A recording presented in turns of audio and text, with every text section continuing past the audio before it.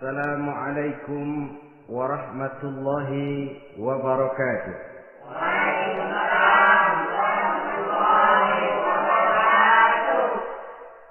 Bismillah walhamdulillah.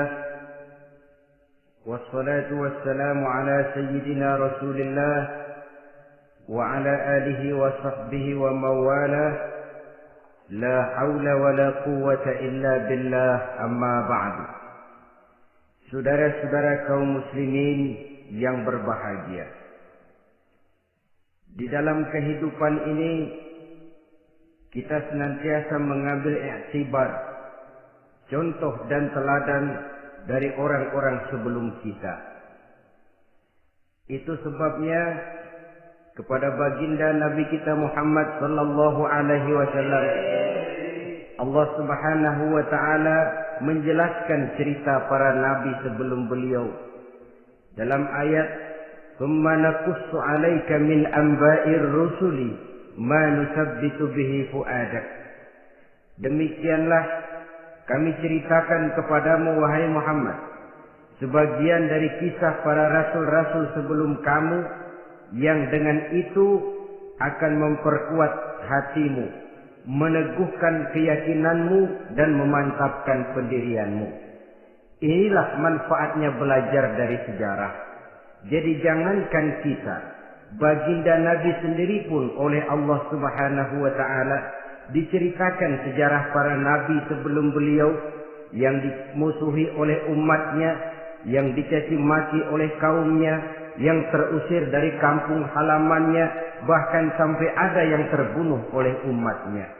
Itu seluruhnya merupakan iktibar manusabbitu bihi fu'adak, untuk memantapkan langkahmu, meneguhkan keyakinanmu dan menguatkan pendirianmu menghadapi perjuangan ini. Sehubungan dengan itu, pada pertemuan kali ini Al-Fakir ingin menyampaikan satu cuplikan kecil dari kehidupan seorang sahabat utama baginda Nabi, yaitu Sayyidina Umar ibn al-Khattab radhiyallahu anhu. Beliau adalah Umar bin Khattab bin Nufail bin Abdul Uzza dari suku Quraisy, golongan Bani Adi. Perawakannya tinggi, kekar dan gagah, melambangkan sifatnya yang pemberani, tegas, dan tidak pernah kenal takut kepada siapapun. Sebelum mendapat hidayah, Umar bin Khattab termasuk orang yang berdiri di barisan orang-orang yang memusuhi umat Islam. Ia terperangkap dalam tradisi jahiliyah, di mana gemar berperang dan bermabuk-mabukan juga merupakan hal-hal yang pernah dilaksanakan dalam kehidupannya sebelum beliau masuk ke dalam agama Islam. Oleh karena itu, dalam kehidupan beragama, hidayah merupakan sesuatu yang penting. Bagaimanapun banyaknya dosa dan kesalahan yang telah dilakukan oleh seseorang, tidak seharusnya menyebabkan ia putus asa dari rahmat Allah. Sebaliknya, bagaimanapun banyak kebajikan dan kebaikan yang sudah dikerjakannya, tidak perlu membuat dia besar hati, puas, bangga, apalagi menjadi lalai karenanya. Sebab kita belum tahu akan bagaimana ujung perjalanan dari kehidupan kita ini. Saudara-saudara, kisahnya pun masuk Islam merupakan peristiwa yang menarik. Pada satu hari, dengan pedang terhunus, Umar bin Khattab menuju Darul Arqam, tempat di mana baginda Nabi biasa berkumpul dengan para sahabat. Melihat mukanya yang beringas, matanya yang nanar, orang sudah menyangka dan mengerti ini tentu akan terjadi pembunuhan.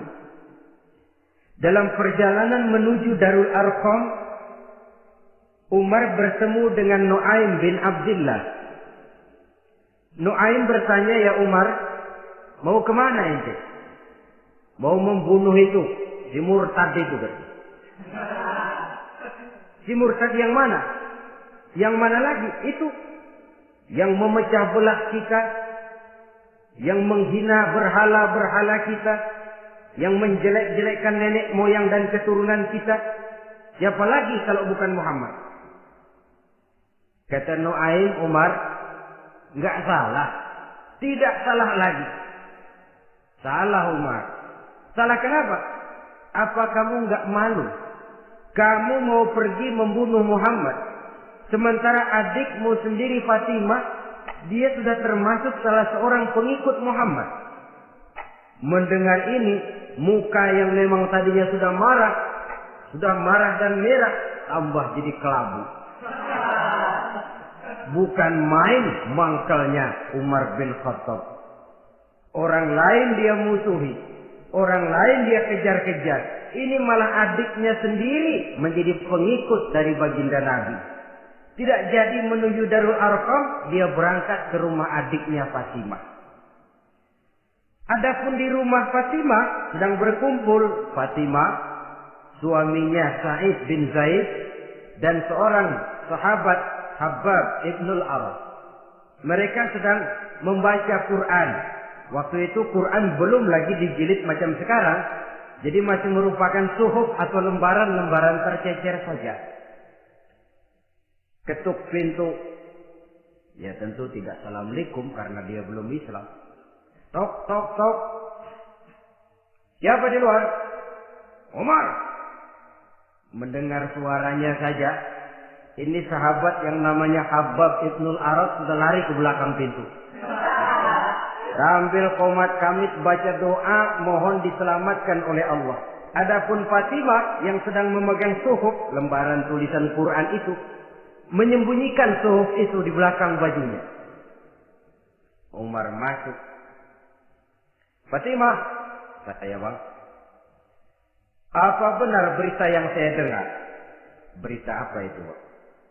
Bahwa kau sudah masuk Islam. Bang, andai kata Muhammad memang benar, bagaimana? Sudahlah, jangan belit-belit. Jawab saja, kau masuk Islam benar atau tidak? Ya. Saudara hadirin, begitu dikatakan iya, tangannya langsung melayang, menampar muka adiknya ini, sehingga mengalir darah dari hidungnya. Suaminya Sa'id bin Zaid yang mencoba melindungi istrinya, dipegang lehernya, dibanting, diduduki dadanya. Oh ini jawara ini.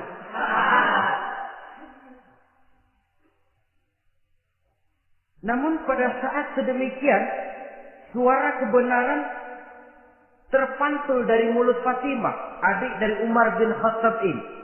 Umar, apakah engkau memukul orang yang bersaksi bahwa tidak ada Tuhan melainkan Allah dan Muhammad Rasulullah?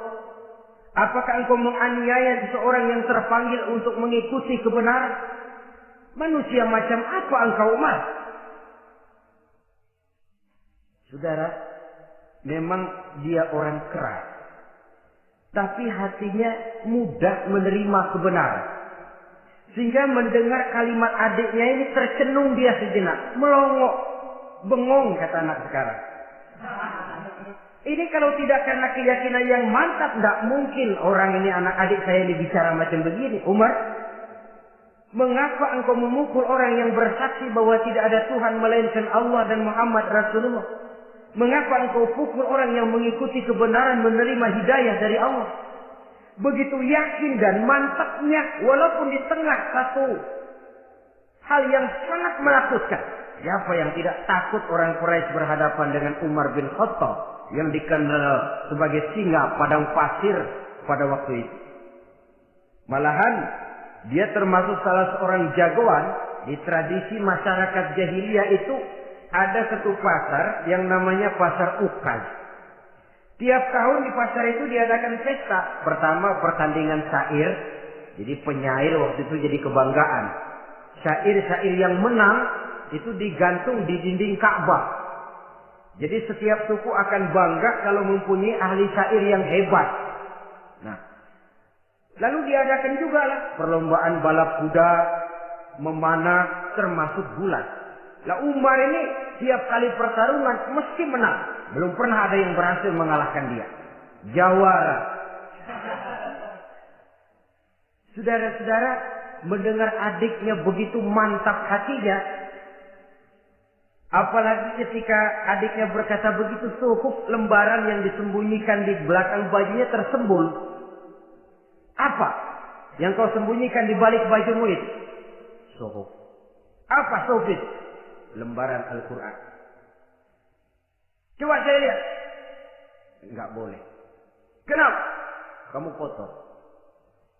Orang kotor tidak boleh megang Quran. Saya mau lihat. Enggak boleh. Kalau kamu mau lihat, mandi dulu. Diturutinya permintaan adiknya itu. Lalu diambilnya suhuf tadi. Dia baca. Kebetulan ayat yang dibacanya ayat pertama dari surah Thaha yang berlanjut dengan ayat 14 pada surah yang sama. Dia baca, Bismillahirrahmanirrahim. Thaha ma anzalna ilaikal Qur'ana litasqa illa tazkiratan liman yakhsha. Thaha, tidaklah aku turunkan Al-Quran ini untuk bikin sukar manusia, melainkan merupakan pengingat bagi orang-orang yang takut kepada Allah. Lalu pada ayat ke-14, Innani anallahu la ilaha illa ana fa'budni. Sesungguhnya akulah Allah, tidak ada Tuhan melainkan aku, maka hendaknya hanya kepadakulah kamu menyembah. Wa aqimis sholata li dzikri, dirikanlah salat untuk mengingat aku. Inna sa'ata atiyatun akadu ukhfiha litujza kullu nafsin ma tas'a. Sesungguhnya kiamat itu pasti akan datang, yang sengaja waktunya kami tidak beritahukan kepada kamu semua, untuk kami balas segala setiap orang tentang apa saja yang telah mereka lakukan dalam kehidupan di dunia ini. Setelah membaca ayat ini, gemetar tangannya. Ini sih nggak main-main ini. Ini belum pernah saya baca ajaran semacam ini. Tidak patut orang yang mempunyai kitab suci semacam ini dimusuhi. Ini sesuatu yang benar, tergetar jiwanya. Hei, Fatimah, Muhammad di mana Muhammad? Saya tidak akan memberitahu kepada kamu. Di mana? Saya tidak akan memberitahu. Lebih baik kau bunuh saya kalau memang maksudmu mau mencelakakan Muhammad.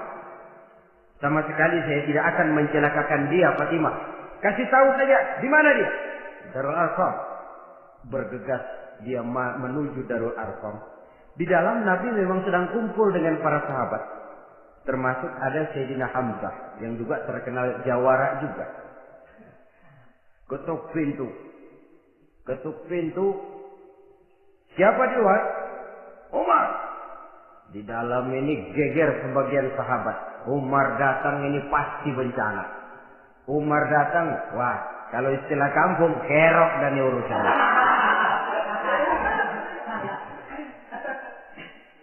Tapi baginda Nabi menenangkan mereka.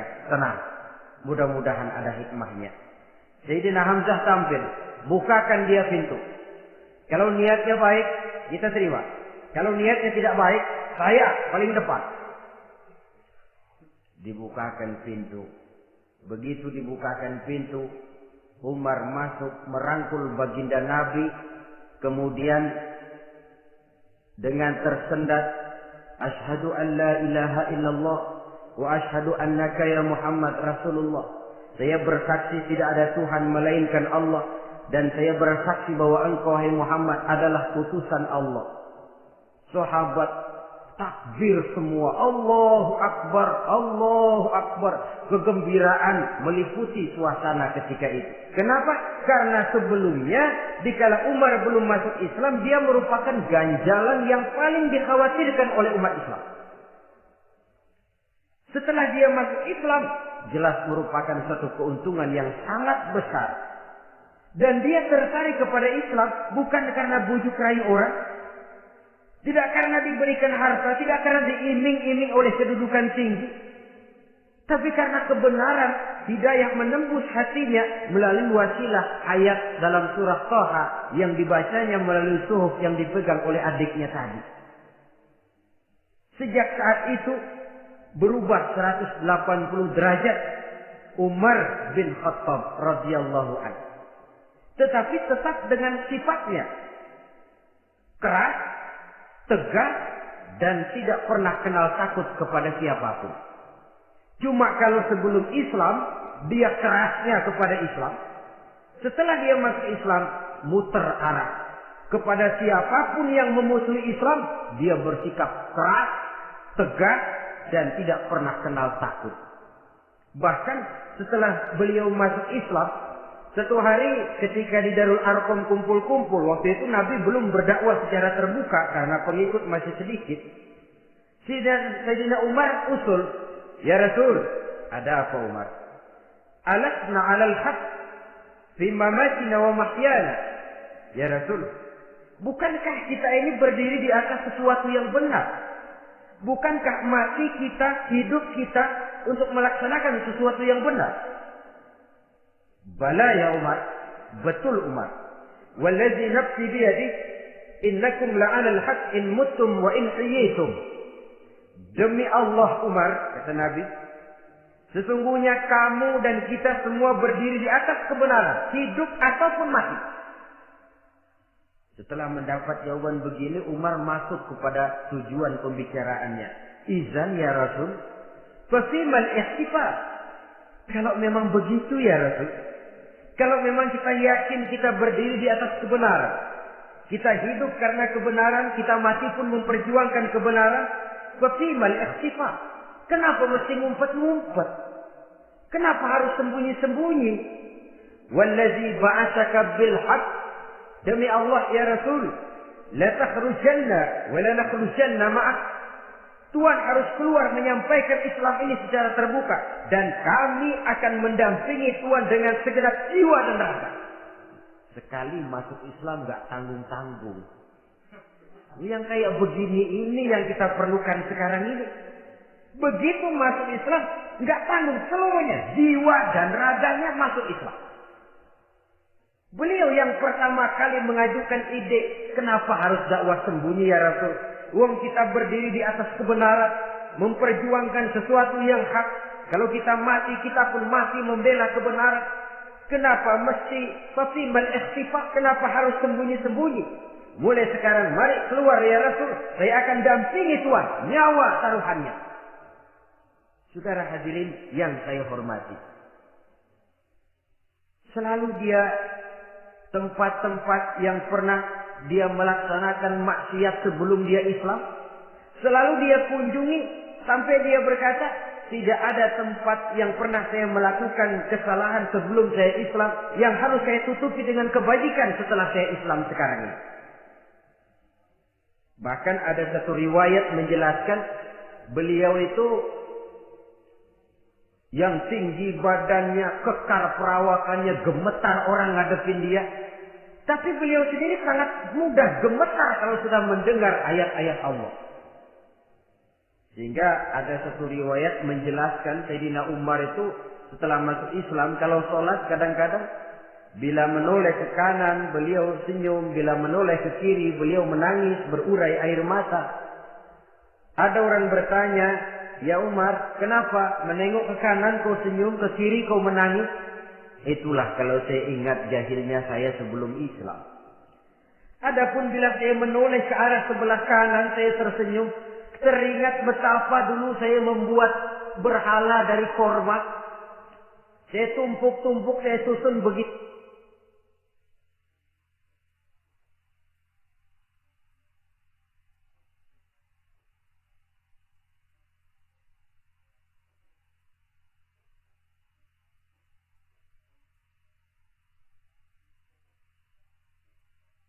Itu rupa.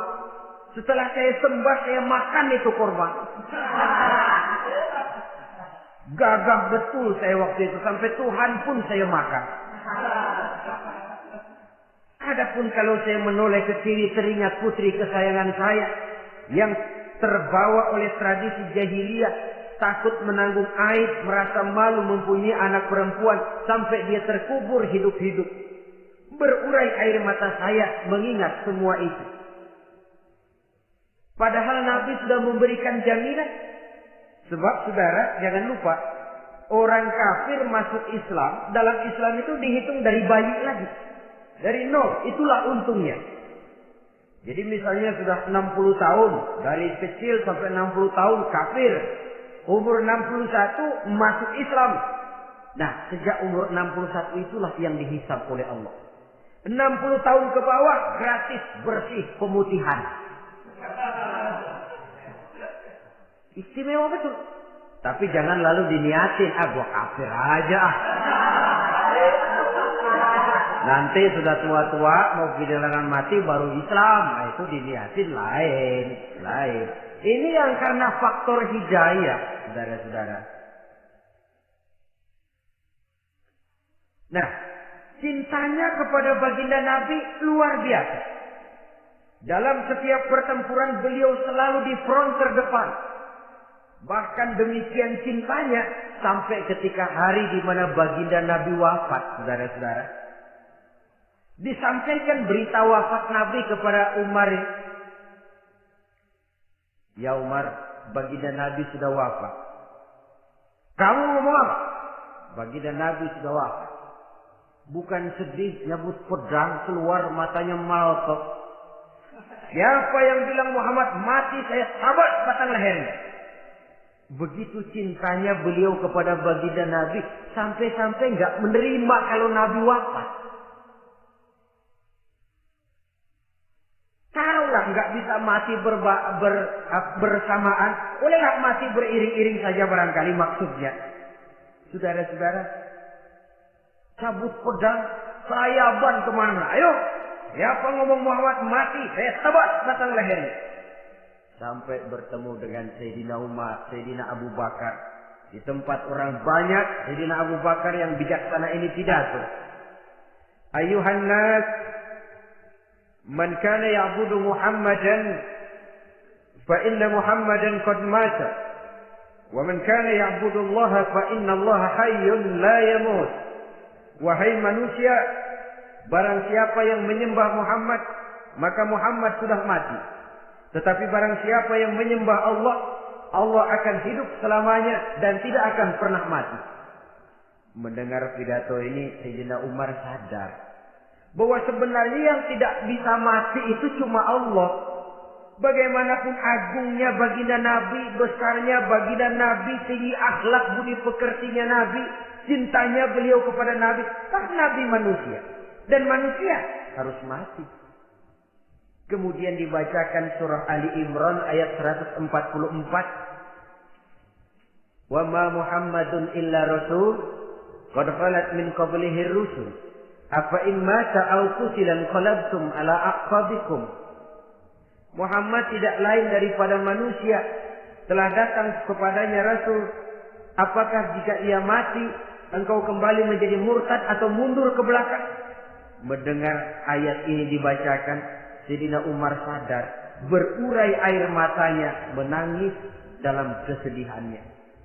Ini cintanya yang demikian tinggi kepada baginda Rasulullah sallallahu alaihi wasallam.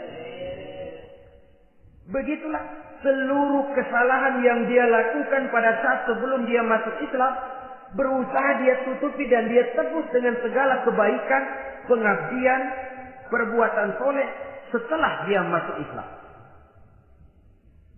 Sehingga diajarkan oleh baginda Nabi, ittaqillaha haitsu ma kunta wa atbi'i sayyi'atal hasanata tamhuha wa khaliqin nasa bi khuluqin hasanin. Bertakwalah kamu kepada Allah, kata Nabi, dimanapun saja kamu berada. Jadi takwa tidak kenal tempat. Dimanapun saja kamu berada, bertakwalah kepada Allah. Di rumah takwa, di pasar takwa, di kantor takwa, di tengah orang banyak takwa, pada waktu sendirian takwa. Ittaqillaha haitsu ma kunta. Bertakwalah kau kepada Allah dimanapun saja kamu berada. Jangan takwa pakai tempat. Di masjid takwa, di kantor nyolong. Itu tidak haitsuma kunta yang diajarkan oleh Nabi. Dimanapun kamu berada, bertakwalah kepada Allah. Wa atbi'i sayyi'atal hasanah tamhuh, dan iringi perbuatanmu yang salah dengan kebaikan. Jadi kalau satu saat terselip kita berbuat salah, cepat iringi dengan kebaikan, tamhuha, dengan harapan kebaikan yang kita kerjakan akan menutupi dosa yang terselip kita lakukan. Ngomongin orang, astagfirullahaladzim, banyak istighfar. Istighfarnya mudah-mudahan bisa nutupin dosa karena ngomongin orang. Tapi jangan lalu tambah sulap. Ngomongin orang istighfar, terus ngomongin lagi istighfar lagi. Itu tentu tidak bisa dengan cara begitu. Barangkali terselip pernah mengambil harta orang tanpa alasan yang hak, imbangi dengan rajin sedekah misalnya. Barangkali pernah menyakiti hati orang, imbangi dengan perbuatan yang bisa menyenangkan hati orang lain.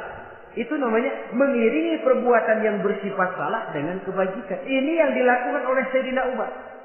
Setiap pelosok hampir dia datangi. Tempat-tempat di mana dia pernah melakukan kesalahan sebelum Islam, di sana dia tegakkan kebajikan dan kebaikan. Kegagahannya, keperkasaannya, keberaniannya sepenuhnya bulat-bulat sudah diwakafkan untuk kepentingan Islam. Saudara hadirin yang saya hormati, diperlukan orang-orang yang punya keberanian macam Sayyidina Umar. Berani karena panggilan hidayah, bukan berani babi. Berani juga babi, cuman nyeruduk. Artinya berani yang tanpa pertimbangan. Berani yang tanpa pertimbangan pada akhirnya akan menyulitkan kita sendiri. Beliau gagah, beliau berani, beliau punya kekuatan, beliau punya wewenang, dan itu dimanfaatkannya untuk menjadi backing baginda Nabi kita Muhammad sallallahu alaihi wasallam. La takhrujanna wa la nakhrujanna ma'ak ya Rasul. Ya Rasul, keluar, sampaikan dakwah secara terbuka. Saya akan mendampingi Tuhan. Jika ada yang ganggu Tuhan, saya paling depan. Backing yang mendampingi Rasul untuk menyampaikan risalah Islamiyah ini. Saudara hadirin yang saya hormati, wa khaliqin nasa bi khuluqin hasanin, kata Nabi. Dan pergaulilah manusia dengan akhlak yang baik, karena dengan ini kau bisa mengambil hati orang.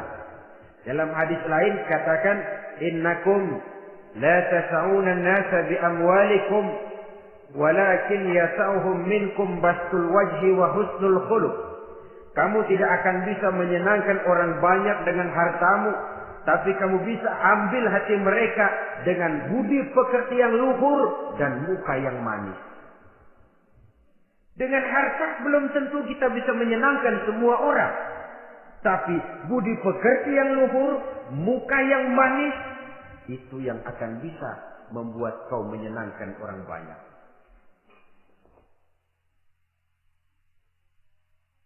Setelah baginda Rasul wafat, pernah ketika berkumpul, Sayyidina Abu Bakar berkata kepada Sayyidina Umar, "Ya Umar, saya baiat kamu untuk menjadi khalifah." Jawab beliau, "Sayalah yang akan membaiat Tuhan. Tapi Anda lebih utama dari saya, Umar. Keutamaan saya akan saya berikan kepada Tuhan untuk mendukung kekhalifahan Tuhan." Di sini kelihatan wataknya yang tidak ambisius. Gagah, berani, perkasa, tapi tahu diri. Enggak nyelonong. Tidak menggunakan kekuasaannya, kegagahannya untuk maksud yang sewenang-wenang. Oleh karena itu setelah Sayyidina Abu Bakar wafat, beliau dilantik menjadi khalifah, keluarlah pidatonya yang terkenal. Ayuhan nas, inni qad wullitu alaikum wa lastu bi khairikum. Hai manusia, aku telah dipilih menjadi pemimpin kamu. padahal aku bukanlah orang yang terbaik di antara kamu. Kalau tidaklah karena aku melihat keutamaan, keteguhan yang dapat melindungi kalian, berat rasanya aku memikul amanah ini. Sebab apa? Alangkah beratnya menunggu datangnya perhitungan di akhirat nanti terhadap Umar. Ini yang jadi motifnya memegang jabatan khalifah. Sungguh berat bagi Umar menunggu datangnya saat perhitungan. Sehingga seolah-olah kalau bisa lah jadi Umar bin Khattab saja, jangan jadi khalifah kalau bisa. Tapi moya umat sudah kadang memilih.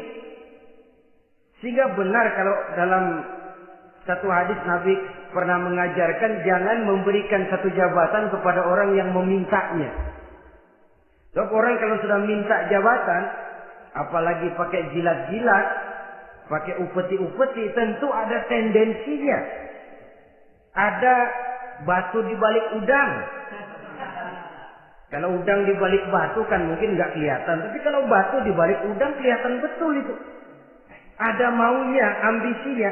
Jangan memberikan satu jabatan kepada orang yang memintanya. Seakan di batinnya Sayyidina Umar menyesali. Kenapa Umar nggak jadi Umar saja, kok mau jadi khalifah? Gitu. Alangkah berat perhitungan buat saya di akhirat nanti. Nah, setelah jadi khalifah, sebagai satu iktibar, saya akan mencoba mengemukakan beberapa sifatnya yang menonjol untuk pelajaran buat kita semua. Pertama, sikapnya terhadap keluarganya setelah beliau menjadi khalifah. Kedudukan sebagai keluarga Umar bin Khattab bukan merupakan kedudukan istimewa. Itu ditanamkan betul kepada keluarganya. Jangan karena bapakmu khalifah, lalu mentang-mentang anak khalifah kau merasa dapat fasilitas, merasa bisa berbuat semau-maumu, kau harus punya tanggung jawab dan beban moral, memberikan contoh yang lebih baik kepada rakyat. Ini yang ditekankan kepada keluarganya. Kalau beliau mau mengeluarkan undang-undang, undang-undang itu lebih dahulu dibicarakan di tengah keluarganya, kumpul anak-anaknya, ini akan ada undang-undang begini. Siapa di antara kalian mau mentaati, persilakan, yang tidak pun persilakan. Tapi saya ingatkan, kalau ada dari keluarga Umar yang melanggar peraturan yang saya keluarkan ini, saya akan menghukumnya 2 kali lipat karena dia keluarga saya. Menghukumnya 2 kali lipat karena dia keluarga saya. Jadi bukan mentang-mentang anak babe, lalu kebal hukum. Tidak. Siapa yang di antara kalian melanggar peraturan ini, akan aku kenakan hukuman 2 kali lipat karena dia keluargaku. Nah, saudara hadirin yang saya hormati, lalu berwibawa, dijaga betul keluarganya. Satu hari beliau datang ke rumah putranya Abdullah bin Umar.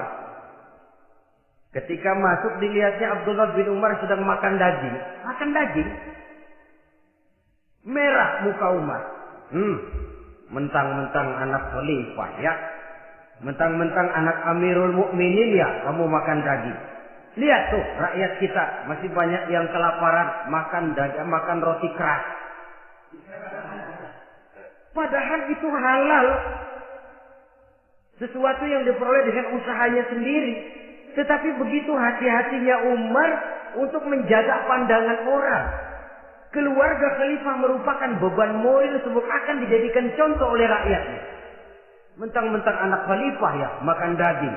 Lihat tuh rakyat, roti keras digarotin. Lain saat beliau pergi ke satu pasar. Di situ dilihat ada sapi gemuk-gemuk. Tempat lain sapinya kurus-kurus. Tanya, ini yang gemuk-gemuk sapi siapa? Sapi Abdullah bin Umar. Sapi anaknya. Panggil Abdullah bin Umar, suruh sini. Datang anaknya. Abdullah bin Umar, bagaimana ceritanya sampai ini? Begini Bapak. Dahulu itu dengan uang saya beli sapi kurus-kurus. Lalu saya rawat Saya berikan upah orang untuk merawat sapi-sapi itu. Sampai sekarang dia menjadi gemuk. Akan saya jual dan keuntungannya tentu sesuatu yang halal. Subhanallah, kata Umar. Kau ini anak Amirul Mukminin. Jual sapimu. Ambil modalnya, untungnya, masukkan Baitul Mal untuk urus kepentingan orang Islam. Dia nggak mau anaknya terlibat bisnis, dompleng kekuasaan ayahnya. Karena mentang-mentang anak khalifah lalu segala macam bisnis lancar. Orang takut karena apa? Anak babe. Ada lagi. Pada waktu pembagian harta ghanimah, putri beliau yang namanya Hafsah, ini adalah istri baginda Nabi, meminta bagian. Kaum kerabat ayah, ini kerabat khalifah, kitalah dulu kerabat. Kalau kau kerabatku, maka jatahmu nanti dari ayahmu. Harta ini masih lebih banyak dibutuhkan oleh orang-orang Islam. Nanti belakangan, kalau ada sisanya. Belakangan kalau ada sisanya. La haula wala quwwata illa billah.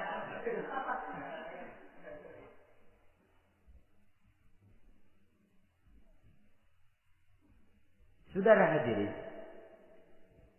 itu terhadap keluarganya. Kemudian apa sifat-sifat yang menonjol dari kepemimpinannya? Pertama, kesederhanaannya.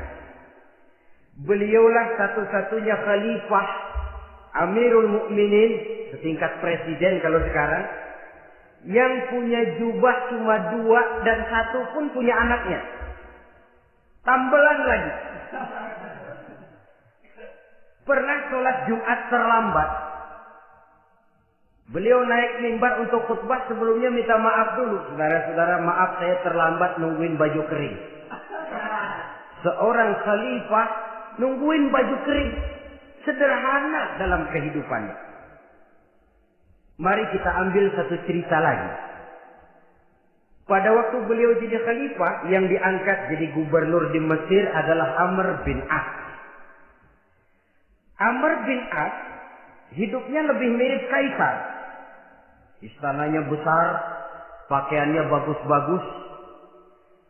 Nah, yang paling mengganggu pikiran Amr bin As, di sebelah istananya ini ada gubuk reok kepunyaan orang Yahudi lagi.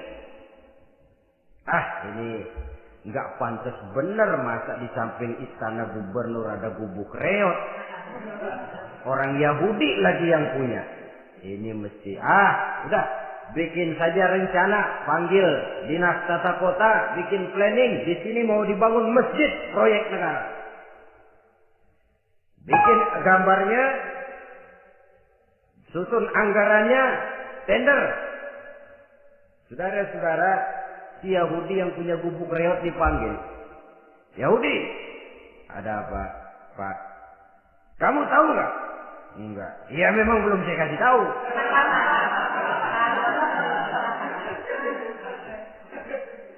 Ada apa? Itu kamu punya gubuk. Tahu? Kena proyek. Proyek apa, Pak? Kami mau bangun masjid besar di situ. Dan tidak sesuai ada gubuk reok di samping tempat gubernur.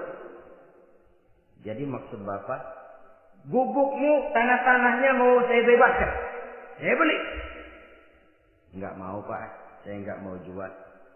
Saya bayar 2 kali lipat. Enggak mau. 3 kali lipat. 6 kali lipat juga enggak mau, Pak. Saya dari muda peres keringat banting tulang itu masih gitu-gitunya, Pak, tempat saya tinggal. Gubuk reot sama tanahnya sedikit. Makmur saya, Pak, cuma rumah sama sumur.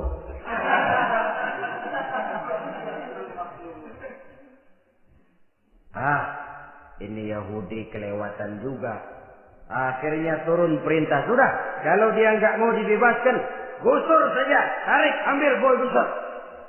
Digusur. Yahudi ini berurai air matanya.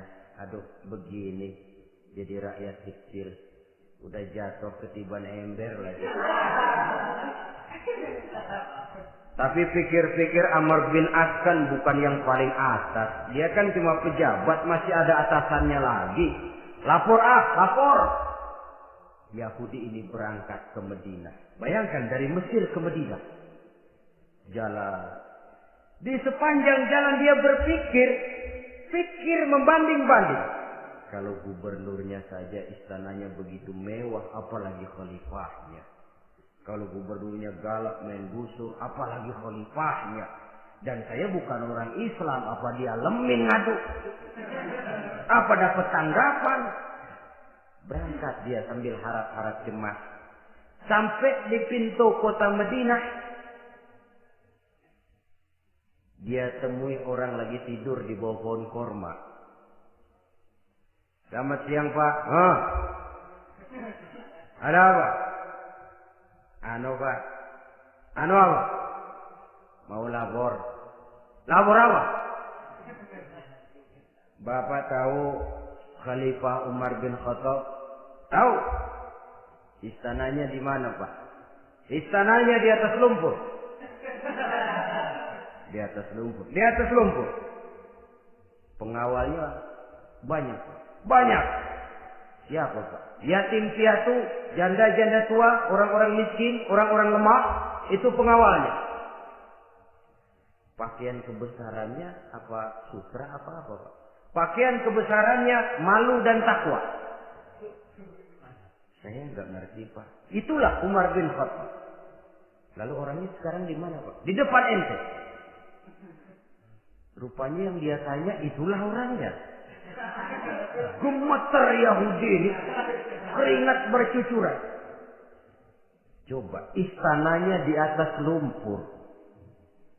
Sebab beliau berprinsip, bagaimana saya bisa menghayati nasib rakyat kalau saya tidak merasakan apa yang mereka rasakan? Bagaimana saya nggak bisa tahu sakitnya lapar kalau saya belum pernah kelaparan? Itu prinsipnya. Istananya di atas lumpur. Para pengawalnya yatim piatu, janda-janda tua, orang-orang miskin, orang-orang lemah dan tidak mampu. Dan pakaian kebesarannya malu dan takwa. Kamu dari mana? Dari Mesir, Pak. Ada apa? Mau laporan gubernur Bapak di Mesir yang namanya Amr bin As. Kenapa? Main gusur aja, Pak. Ceritanya? Iya, dia mau bangun masjid. Kebetulan di areal itu saya punya tanah sama gubuk segitu-gitunya. Saya nggak mau dibeli, digusur, Pak. Saya mau mencari keadilan. Begini. Kamu lihat tempat sampah itu? Lihat. Di situ banyak tulang. Coba kamu ambil kemari satu. Tulang unta, bawa sini. Bingung Yahudi. Pak, saya kemari mau cari keadilan. Kalau tulang mah di Mesir juga banyak, Pak. Sudahlah, pokoknya kau ambil saja tulang itu. Coker dapat dikasih. Tulang itu digaris lurus oleh Sidina Umar dengan ujung pedang. Nah, kau bawa kepada Amr bin As. Makin bingung itu Yahudi. Suruh bawa tulang cuman digaris. Nanti saya ngomong apa, Pak? Sudahlah, kasih saja. Pulang dia. Sampai di Mesir. Tuan Gubernur, ada apa? Saya baru menghadap khalifah. Kemudian beliau sampaikan ini, dikasih tulang. Amr bin As melihat tulang ada goresan lurus dengan ujung pedang. Gemetar. Badannya keluar keringat dingin. Panggil kepala proyek. Proyek batal. Masjid nggak jadi didiriin. Itu gubuk Yahudi diriin lagi. Ini Yahudi makin bengong. Ini gubernur dapat tulang doang segitu takutnya.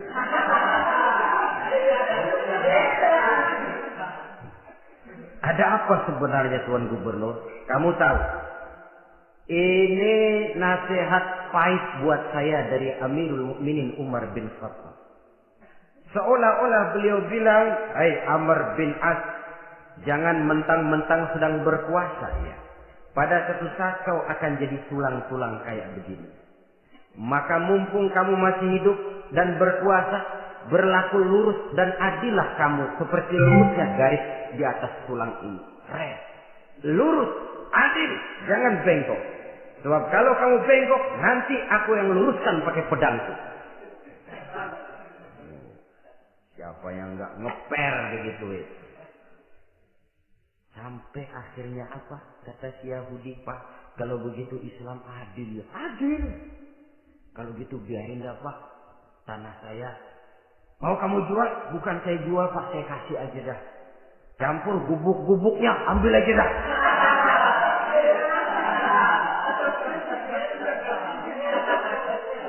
Masuk Islam di Yahudi ini oleh karena keadilan dari Umar bin Khattab.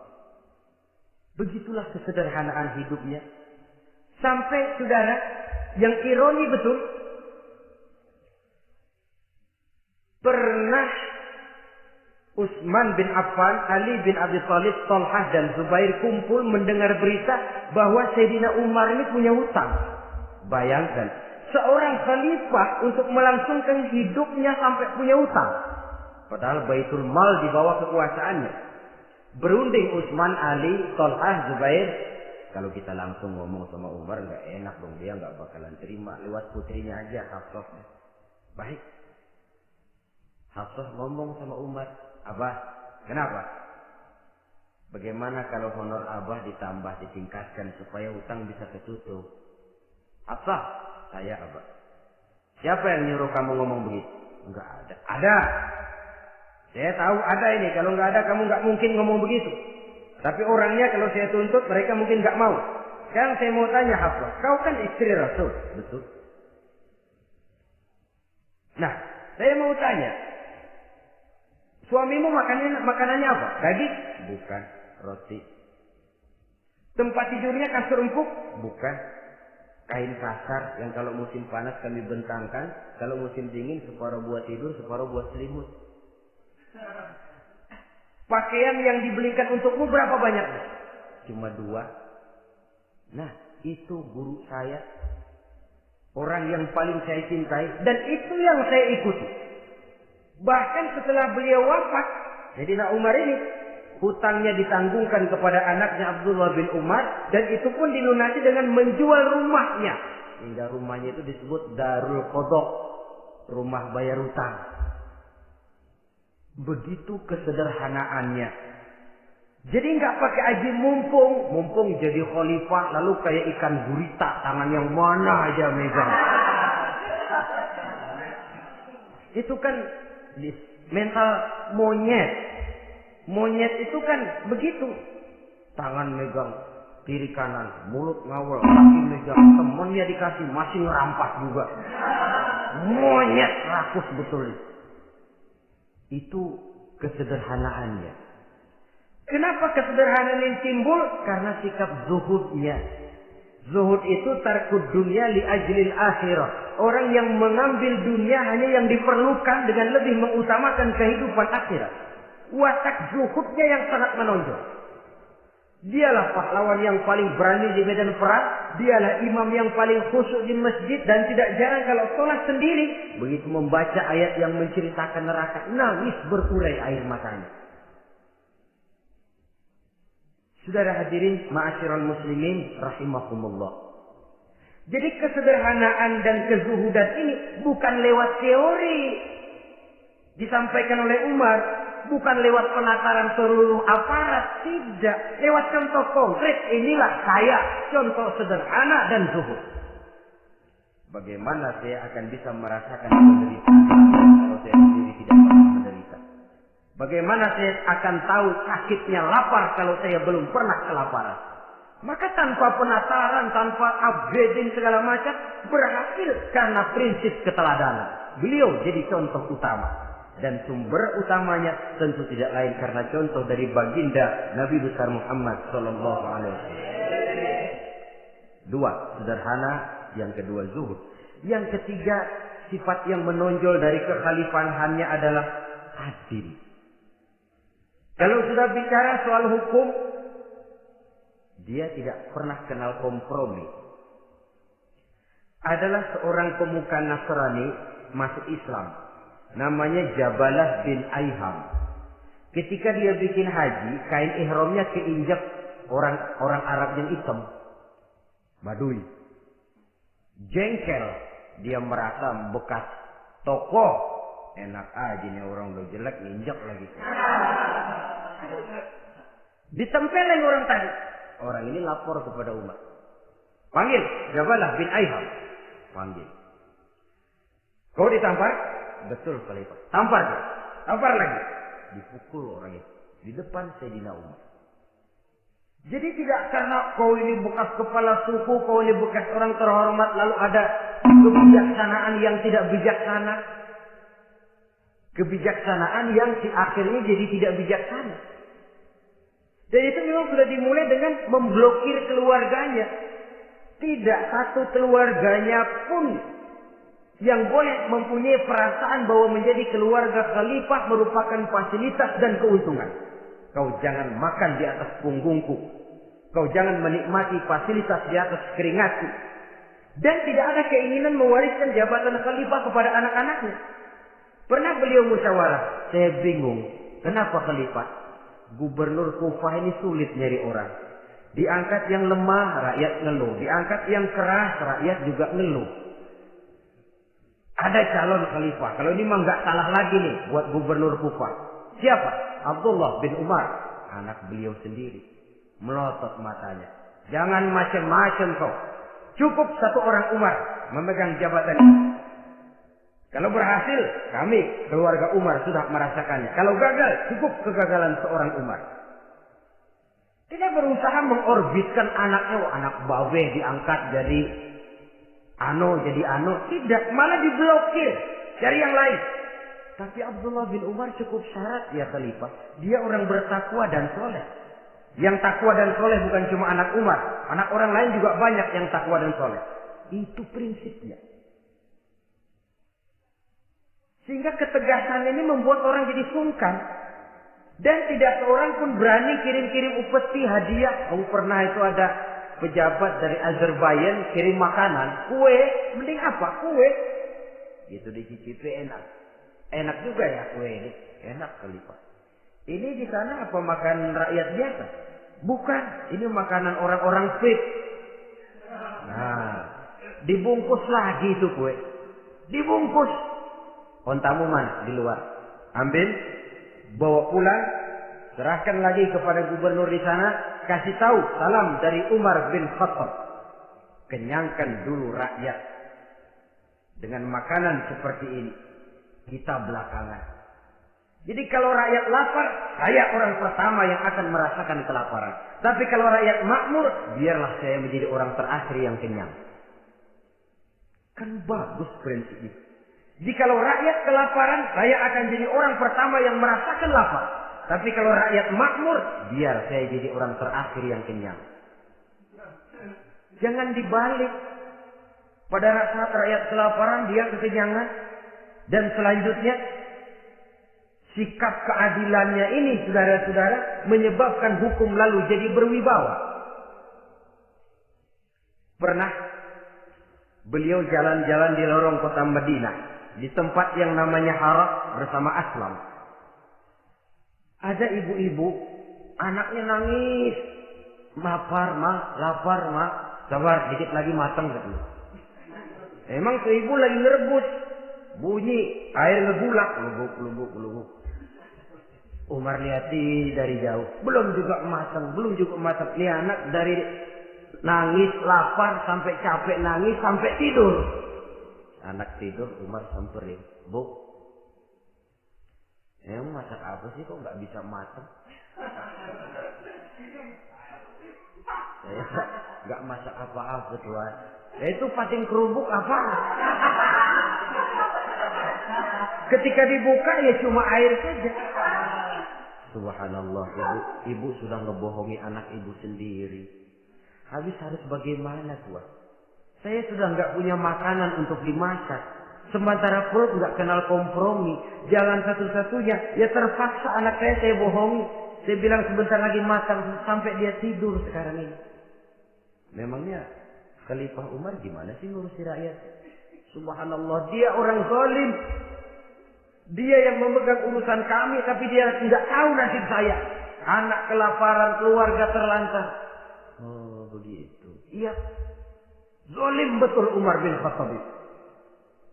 Kalau begitu ibu tunggu sebentar.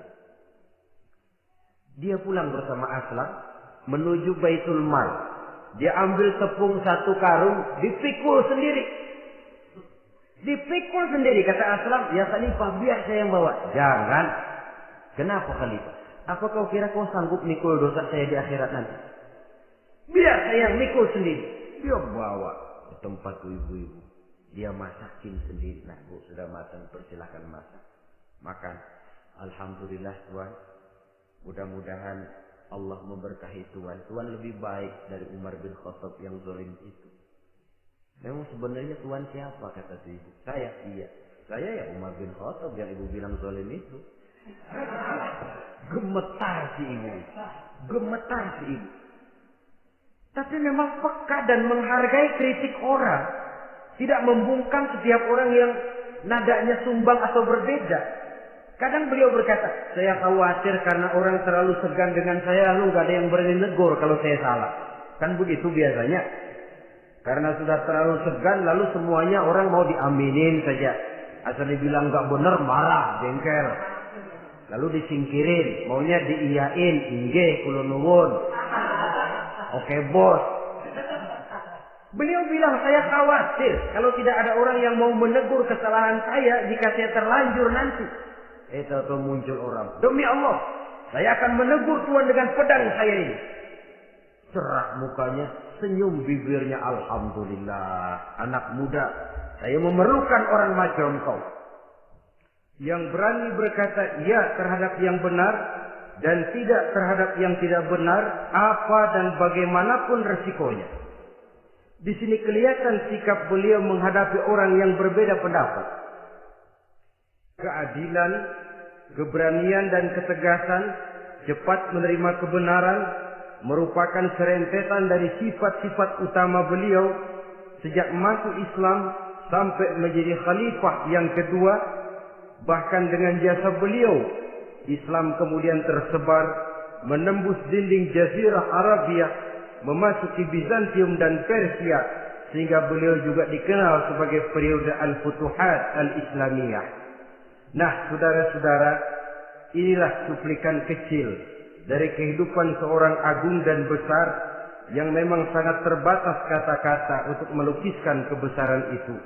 Namun yang secuplik ini mudah-mudahan menjadi sumbangan moral dalam rangka kita memperbaiki diri menuju kehidupan yang lebih baik.